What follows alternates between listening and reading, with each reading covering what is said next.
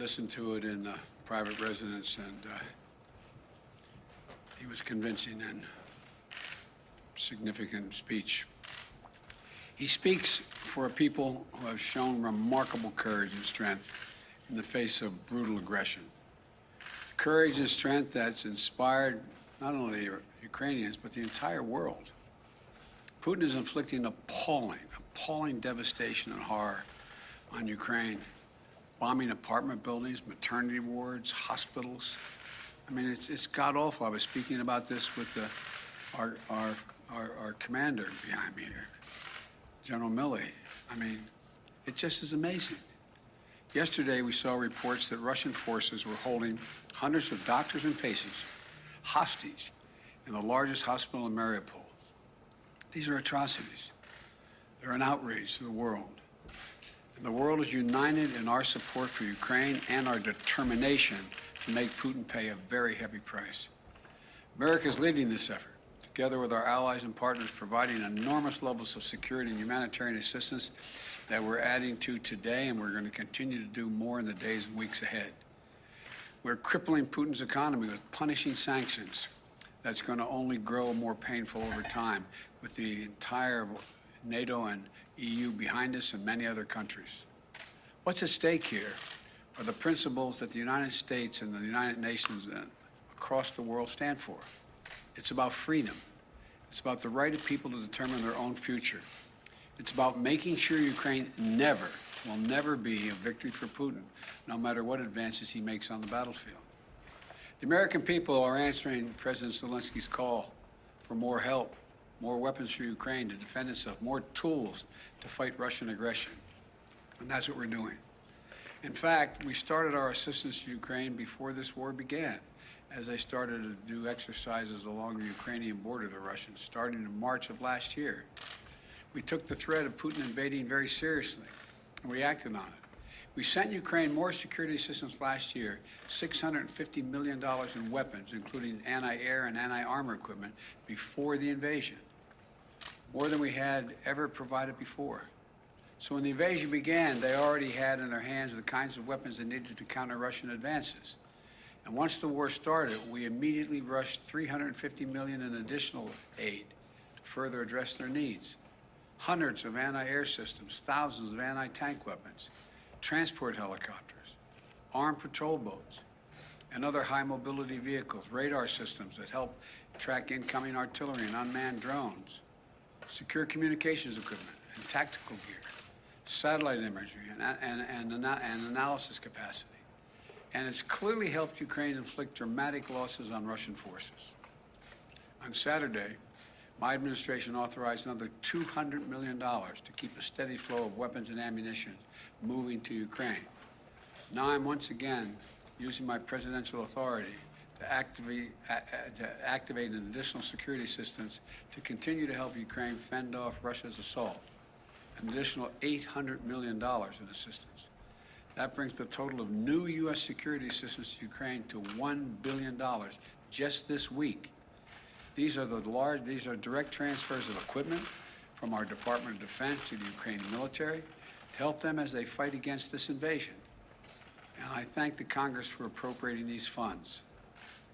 This new package on its own is going to provide unprecedented assistance to Ukraine. It includes 800 anti-aircraft systems to make sure the Ukrainian military can continue to stop the planes and helicopters that have been attacking their people and to defend their Ukrainian airspace. And at the request of President Zelenskyy, we have identified and are helping Ukraine acquire additional longer-range anti-aircraft systems and the munitions for those systems. Our new assistance package also includes 9,000 anti-armor systems.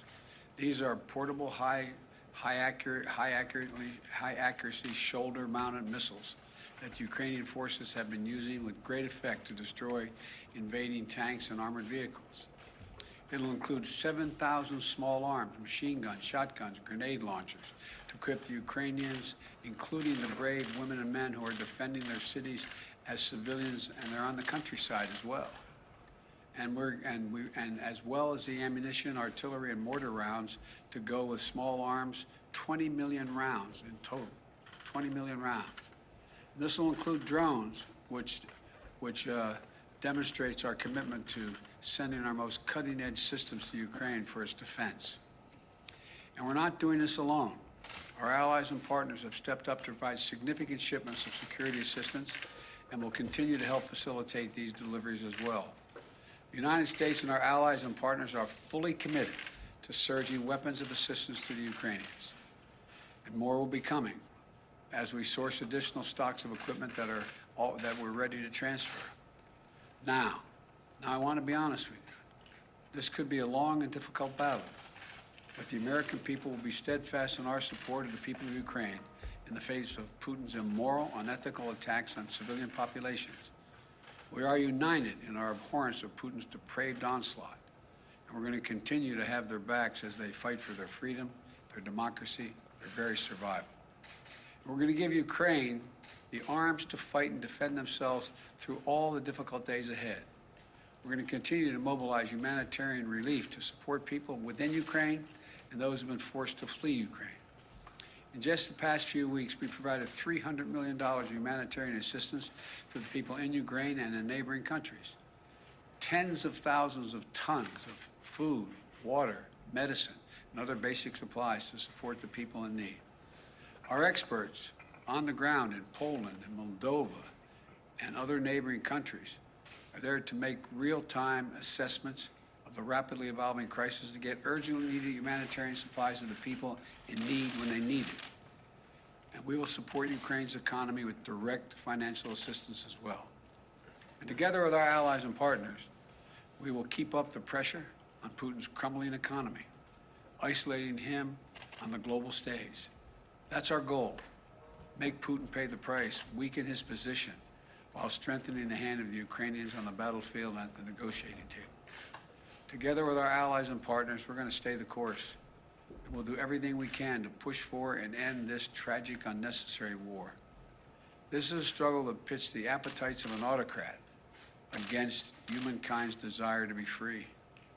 And let there be no doubt, no uncertainty, no question. America stands with the forces of freedom. We always have and we always will.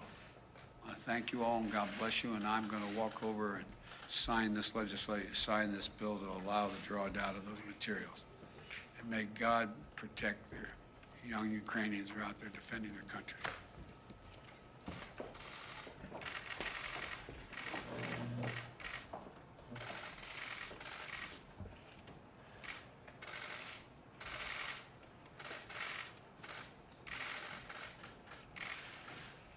What I'm signing here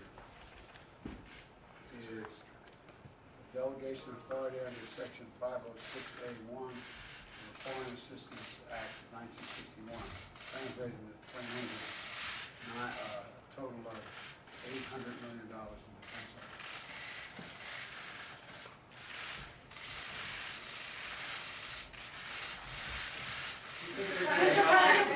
Mr. President, what will it take for you to send the Polish MiGs that President Zelenskyy is asking for?